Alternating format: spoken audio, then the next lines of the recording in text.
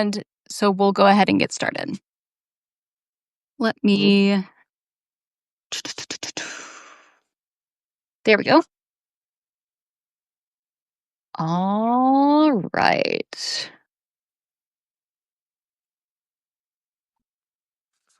I'm going to present. It keeps doing something weird, so let me get this going.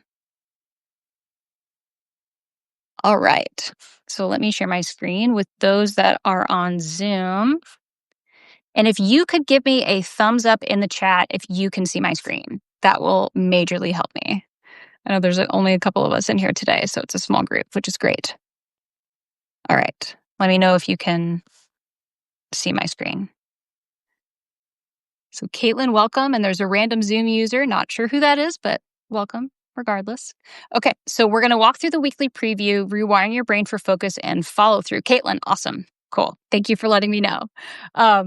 I have done a presentation before where it never showed on the screen for anybody, got the whole way through, and people were like, wait, were you sharing your screen? And I was like, learning curve. So I appreciate that. Good. Okay, everybody can see it. Sweet. Oh, no worries, Caitlin.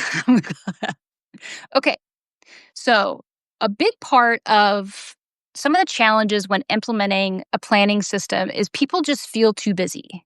So I don't know about you, but I am always running on all cylinders. I do schedule time for rest, and sometimes there are seasons where it is just crazy.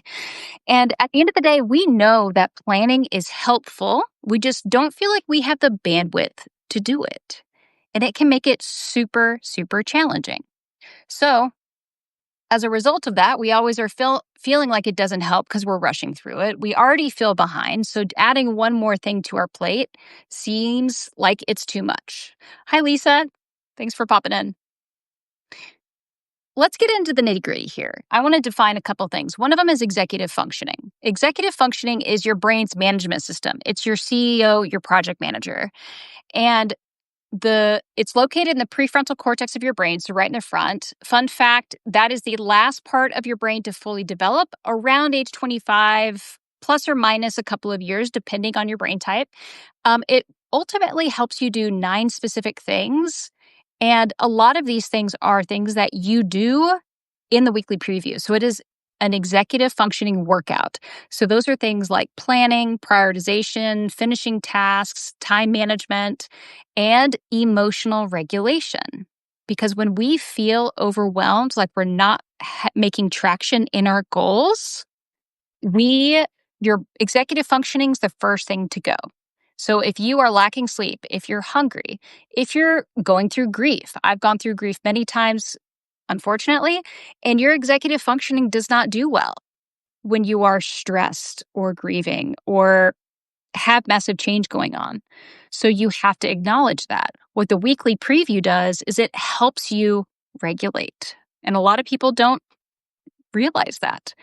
So even when you want to succeed, planning does feel harder. The next thing is very meta, and that is all about metacognition. This is literally thinking about how you're thinking. It's not woo-woo, it's science. And it builds self-awareness. It turns your experience into insight. So you can sit there and say, I realize I'm doing the same thing over and over and not getting anywhere. So you start to realize some of your blocks quicker. And therefore, you can pivot faster in the long term. It really also strengthens your learning about yourself and how you work, and it speeds up decision making. So we hear a lot about dopamine. So we've talked about executive functioning briefly, talked about metacognition. We hear a lot online about dopamine. Scrolling TikTok is dopamine hit, although not always in the right way. Your brain's flooded with it. And if you're doing that first thing in the morning, your brain, like if you just have sugar in the morning, you're going to get a dopamine crash. But the weekly preview can help you with your dopamine because as you acknowledge your wins and acknowledge what's working, you get a chemical reward. And it helps build your focus, which helps with momentum. It's not about building out motivation and saying I lacked motivation. It's about acknowledging those wins so you can see that effort and moves into success, and you can repeat that over time. And that is where the weekly preview really can shine. And so when it comes to your brain, you're just supporting it with the weekly preview and you're exercising it through all of these steps. So if you have your weekly planner with you, if I encourage you to open it up. If you use the full focus, if you don't, that's okay. I encourage you to get out a sheet of paper and walk through some of these steps you can document. If you're interested in the weekly preview and want to see how somebody would walk through it, I do have sessions that I walk through weekly with my members too.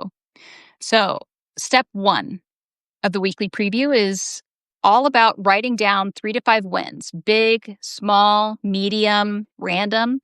And what this does is that it helps release dopamine, which does help us with focus, like we talked about, and can also build up motivation. It also builds self-trust and moves with momentum. And as we said, proof that effort pays off over time. So you can start seeing results. Because oftentimes it is so much easier to focus on the negative and what has not been done versus what you have. And more importantly, when you focus on what's working as well, you can build on what's working. So that's why wins are so important. Step 2 is the after action review. This goes into the metacognition, so it activates it, and it moves from experience into learning. How many times have we been in a professional development where we are learning stuff, but we have no practical way to apply it immediately? The Center for Creative Leadership has done studies on this before, and they figured out that actually 20% of continuing education is in the classroom.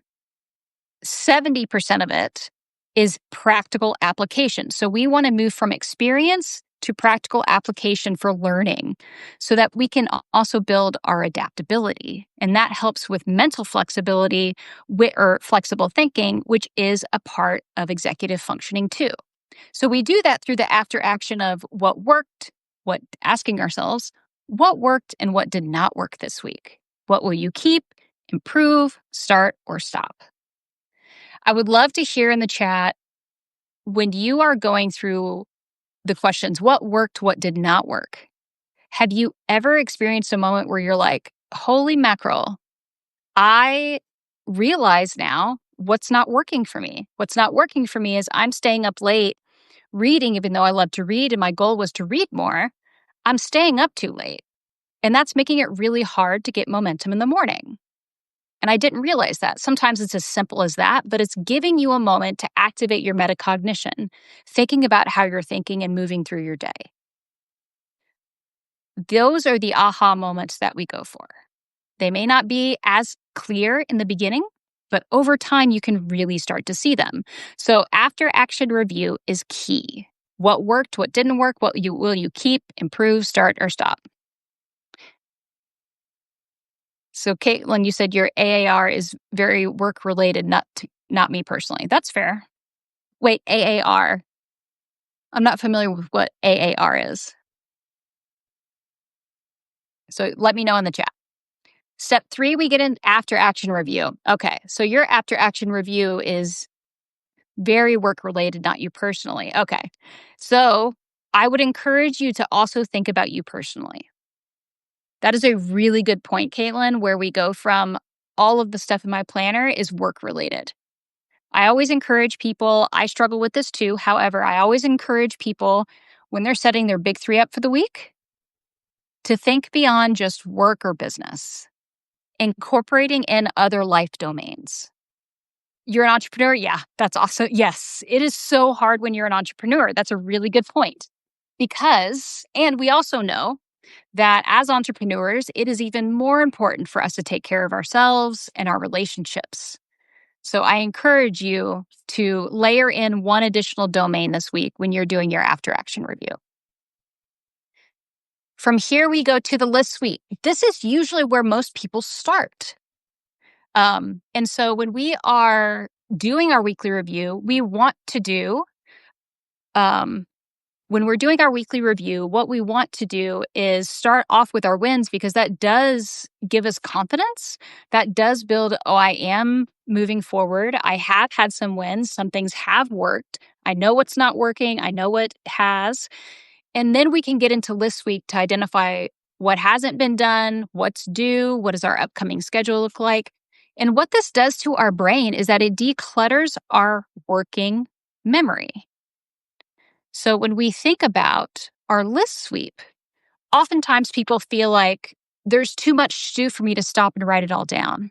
The truth is, if you don't, you're going to clutter up your working memory. It's going to make it even harder to focus.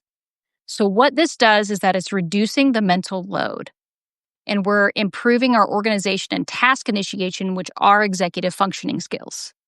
It takes practice.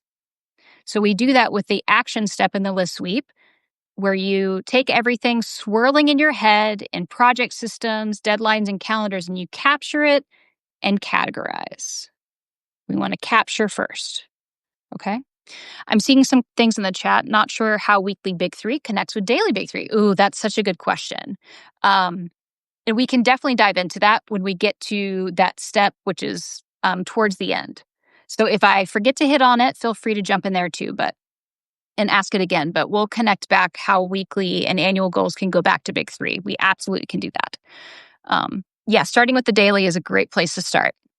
I think you said your name was Lisa, right? Zoom user, Lisa. Okay, cool. All right, so we've got our list sweep.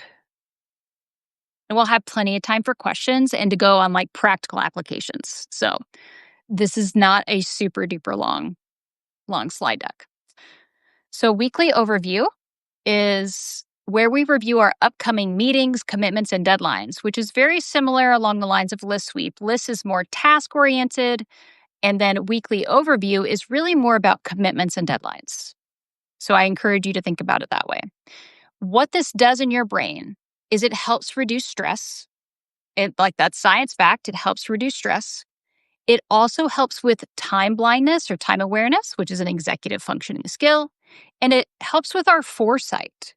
We start to organize in our brain what's going to happen and what that looks like, but also more importantly, what it feels like to move through the day. If you are new to doing this, that feeling in your body may not come yet. Or you might look at your schedule and say, like, I'm really anxious about this coming week. What am I anxious about? And it gets you asking that question over time, which is good. At the end of the day, this encourages proactive planning. And that's where we want to go. We want to be proactive instead of solely reactive. If you're a business owner, if you're a corporate employee, if you're new to work, proactive planning is key, even if your schedule is not your own. Step 5, this is the weekly big three. So I'm putting your question up on my screen. What this is we want to identify 3 things that you want to make happen this week. What would make it a success? What would done look like? Those are things that I want you to think about. This impacts your brain because it trains your brain to prioritize and focus on things you can control. If you have a project deadline where you're like, I'm going to finish this project this week, but you have no authority over setting up with the teams what they work on, it's going to be so incredibly challenging. So you might not say, I want to get this project done this week. It's more, I want to connect with the 5 key stakeholders to move this project forward, identifying what you can control and prioritizing. This also builds goal-directed persistence, so we are focused on goals and not reactionary things. And I'll give you an example. One of my goals for the year was to have 10 paid speaking engagements by the end of the year. I am on track for that. I've got, I think, 7 or 8 right now, which is awesome. But what this does is it helps me think about if I've got other opportunities that pop up, I can say, okay, this week my priority is outreach for speaking because, we're going in November. I've got 2 months left to get X amount more speaking engagements so that I stay on track and focused and I can prioritize opportunities that way. The action we specifically take with this is we identify 3 things that would make happen this week. I already said this, my apologies. What would make it a success? Now, Lisa, to your question, how the weekly big three connects with the daily big three. Super awesome clarifying question there, because this is a place where I struggled when I started using the planner many years ago. And sometimes it's still an issue. And that is basically when we identify the top three things we want to get done throughout the week, what I encourage people to do next are identifying what are the next 2 or 3 steps you need to take in order to get there. So those should go on your list sweep. So when you're identifying your big three for the week, when you go and identify your big three for the day, we want at least one of your daily big three connected back to your goals for the week. That is why weekly planning can be so difficult for people, because sometimes we say, I want to finish these 3 projects for work. Well, okay, but you don't have any incremental steps on any of the daily big three. So it'd be really hard to move your weekly when your daily priorities are something else. Does that answer the question, Lisa, as a way to approach it? Which is to take, when you're doing your daily review, to set up your daily big three, you want to look at your weekly big three and say, do I have time tomorrow? Okay, great. So it is a mental step for you when you're weekly planning. And it is time management, and that's executive functioning skills and thinking about how you're thinking. That being said, I highly encourage you, when you are working on your schedule and you're reviewing your schedule for the week, being realistic with what you can complete. So Lisa asks, confusing because you need to look at weekly first. Yeah, you do when you're doing daily. It's good to look back at your weekly goals when you are planning your daily big three. I don't back at my weekly goals every single day, because some days are just full of meetings. And my daily big three that day might be survive meetings, eat lunch, walk for 30 minutes on the treadmill. Those might be my big three, because I'm in meetings and client sessions all day. So much truth to that. Yes. And that's okay. And so it's learning to be realistic with what you mentally and energetically can handle. So there are some days during the week where I get up and I get dressed and I am wearing a blazer for client sessions. I get up, I get dressed, and I'm wearing a flannel today because it is chilly outside. And I wanted to be cozy and focused on my work. Because that's the energy that I had for the day. So also taking into account your energy management. Lisa, one thing, if you're just starting with the full focus planner and planning in general, and this goes for anybody, I guess, at any phase too, is knowing how your energy ebbs and flows throughout the week. And I'll give you an example. Tuesdays, Thursdays are my long days. I've got anywhere between 12 to 16-hour work days. It's just how things have landed when it comes to schedule. It works for me because on Wednesday mornings, it's a slow morning. I usually don't schedule people. I usually don't have sessions. I have work I'm doing, but I might start my day off slower, where I'll get up, I'll have my coffee, I'll take my dog for a walk, and I'll start work at 9, but I might start with my feet up on the couch doing client work. And so I have it so my energy can ebb and flow throughout the week. It definitely does take time. And the biggest thing I would say is that if you are new to planning your week out, you don't have to do all of this at once. If you're going to start somewhere in the weekly review, I would say start with your wins, review your top 3 for the week last week, and think about what worked and what didn't work. Like getting yourself there. The whole system works together, but going through those actions and incrementally increasing what you're doing week over week can be very helpful. So also being realistic with what you can take on when it comes to a new system, because this is a system. This is a lifestyle change. Sometimes we think that we should just be able to wake up at 5 a.m., go to the gym, come home by 7, dressed and ready to go. And that's a lifestyle change, especially if you weren't doing it before. So giving yourself a moment to pause. So we talked about step 5, which was setting up our weekly big three. Is that what? Yeah, our weekly big three. And then we move into the final step, which is the self-care planner. This is often where people hang up. To Caitlin's point, a lot of the big three are work-related. we want to schedule one recharge action this week because ultimately, rest is not a reward. Just like my example about Wednesdays, Tuesday, Thursdays are long days. Wednesday is partly a rest day. I have less meetings, less commitments. It's a great time for me to do things that I want to do, but also go to the gym, pay some bills, work in my sweatpants on my couch. Like there are just things that give me that space so that on Thursdays, like today, I'm ready to go. But rest also helps with our regulation. And that helps our executive functioning and our metacognition. So it also restores dopamine and serotonin, the chemicals that we need in our brain. And it helps us with focus and consistency. Yes, rest is not a reward, Lisa. Absolutely. So I encourage you to schedule one recharge action this week. And that's it. That's the training for today. It's super simple. It was meant to be simple as a good reminders to understand what's happening in the brain, how it works, how the weekly preview really does support your brain health and how you function and improve your focus and follow through. And it has these steps. You have the reflection. It helps with your motivation. Although motivation does not sustain it, systems do. And that's what the Full Focus Planner does, is it provides a system.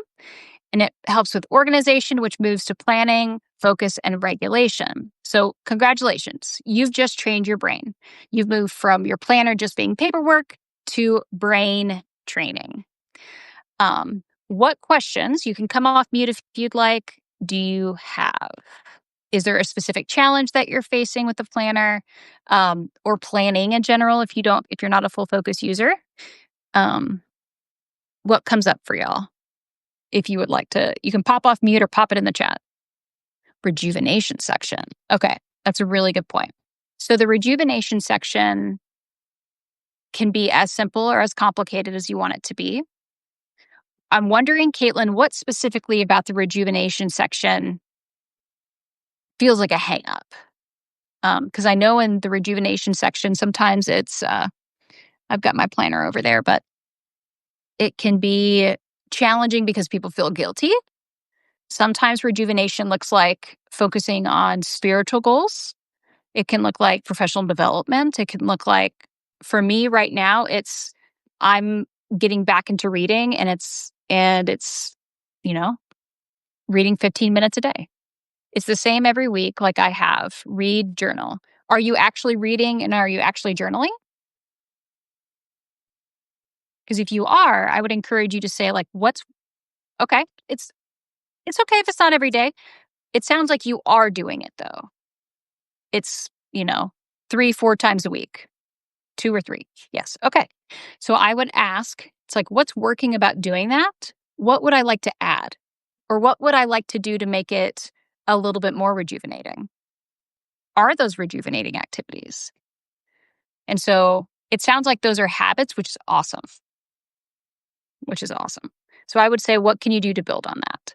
Would you like to light a candle? Would you like to do it a little bit longer? Is there something else you would like to do for rejuvenation when it comes to exercise, when it comes to, what is it called? Caring for your body? Like, would you like to layer in taking a bath or doing a skincare? That's, those are my go-tos. So those are top of mind for me. Very much so rejuvenating. Exercise, exercise vomit emoji. Okay. Do you want to get in more intentional movement? Sorry, I don't always call it exercise. I call it intentional movement. So it's okay. So I would ask you, what does that look like at an incremental level, on a small level? Is it walking around the block? I've got a walking pad where if I've got 10 minutes sometimes, I will move my standing desk to standing. I will turn on a YouTube video that's really silly or something I've been wanting to watch, and I'll walk on my walking pad. And it's like, that's my bribe. At least taking a walk. I have a puppy, so she's helped. Yes, pets do help with that. So maybe it's even rejuvenating into like one of the connections, because in the planner and the weekly preview, sometimes in the rejuvenation, depending on which version you have, it's like a connection. So connecting with your puppy and doing that through going on walks and doing some training activities. One of the things that I did with my dog is, Yeah, and one of the things I did with my dog, he went through some we had massive changes in our household several years ago, and he had a really hard time with it, and we went to a trainer, and she explained it to me. And so what I did every day for 15 minutes, and that was it, was have connection training time. And by golly, it helped him and me so much. Not just with our relationship of working together, as an owner and a doggy, but it really helped us have a routine. And so we had that connection. So I would say it's like, what could that connection look like with your puppy? So that's what it can look like too. It's not just about journaling and reading. Those are great practices. Those are helpful. And it's like, what's next? What do I want to develop? So if you want an intentional movement, what does that look like with your puppy? Yeah, we often overthink. So I always tell people, what is the next smallest step? So for me, it was just getting outside with my dog. And then it was getting outside with my dog with treats in my pocket because I had to incrementally build. Getting outside with my dog with treats in my pocket to do 2 tricks. And then I just kind of build from there. And so now every time I go toward the treat bowl, he suddenly does all of his tricks at the same time. And it's actually really entertaining to watch. Um, what other questions do y'all have?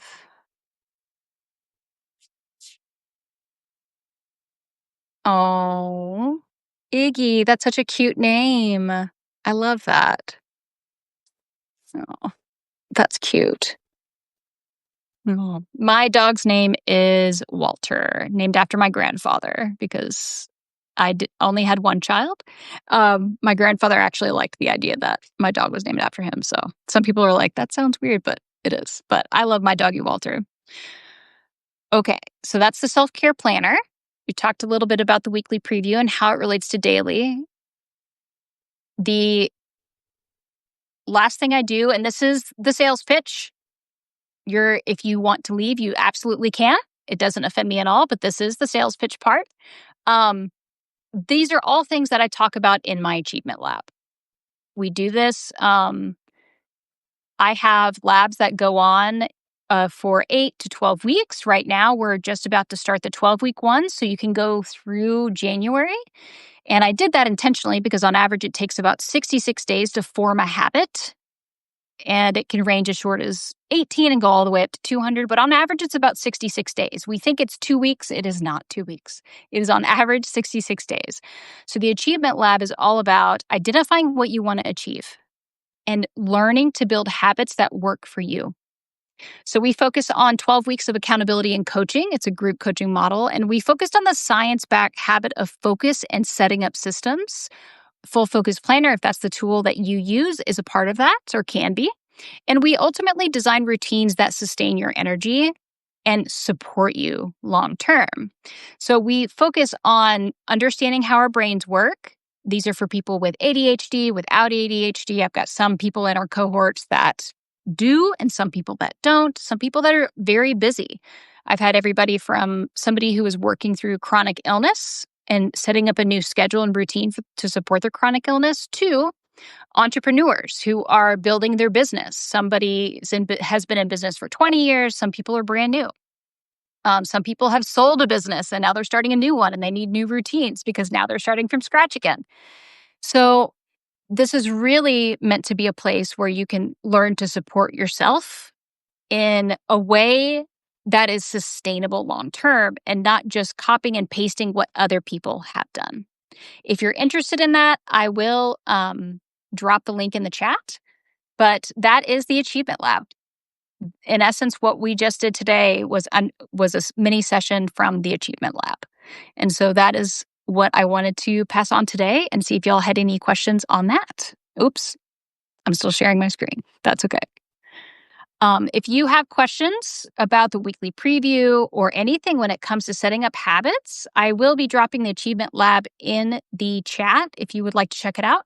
But I'm also here to answer any questions you may have about setting goals, using the planner, how your brain interacts with it, executive functioning. That's a lot of what I do every day, and setting people up for success. One of the With the Achievement Lab, I am in a cohort until March. When does your next one start? Ah, cool. So I have them rolling.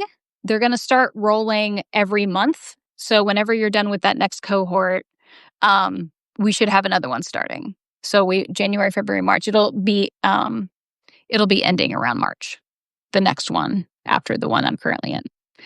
And so we'll probably start a month rolling one.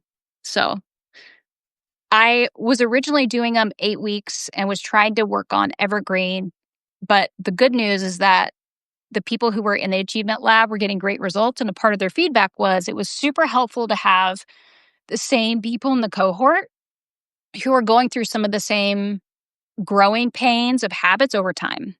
And so that was one of the cool things to see is that it also, they start helping each other. And so it was cool to see. So if people are struggling with a certain part, other people are like, this is what worked for me.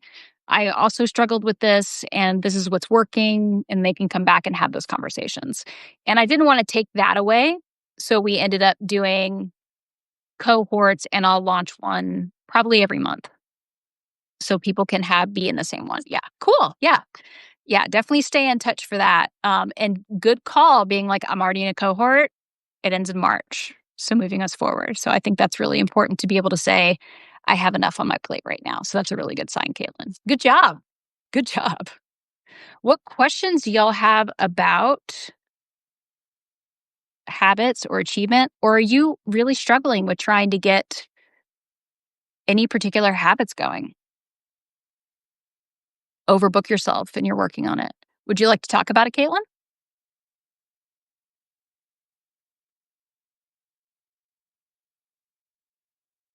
Because we can talk about ways to support. You're okay. Okay, cool. No problem. Awesome. Okay, well, if y'all don't have any other questions, oh, good. You've got somebody that you're working on that with. That's perfect. I love hearing that. Yeah. Lisa, thank you for coming. Thank you, Caitlin, for coming. If y'all got questions, you have my email. Feel free to shoot me an email if you've got anything that pops into your brain. Otherwise, thanks for coming today, and I'll see everybody online.